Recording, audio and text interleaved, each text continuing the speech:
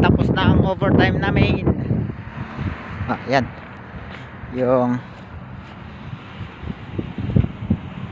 mga bulaklak dito sa Canada.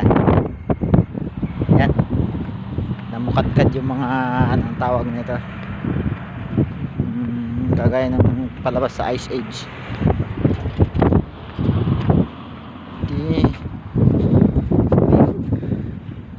Ang ganda ng bulaklak. Ayan, pauwi na. Ibang klaseng Christmas tree.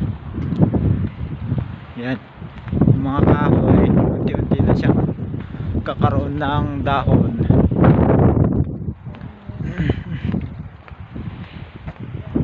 Yep.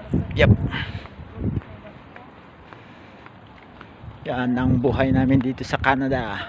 Walang katao-tao, natutulog sila kahit ang haling tapat.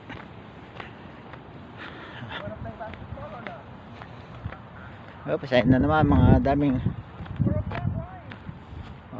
bulaklak.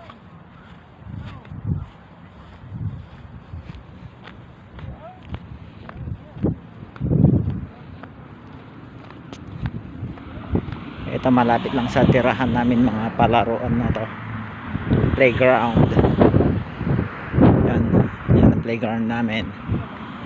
So yung puno na yan, unti-unti nang namumukadkad yung dahon kasi summer na dito, summer, pero malamig pa rin compare natin sa Pilipinas.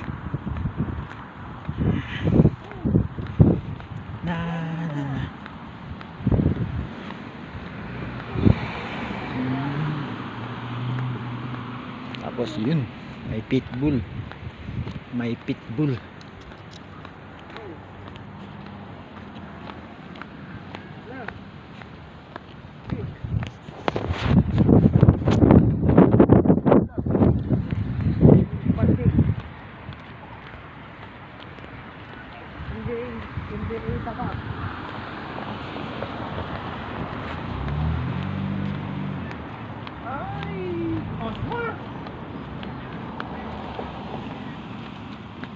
Sige na.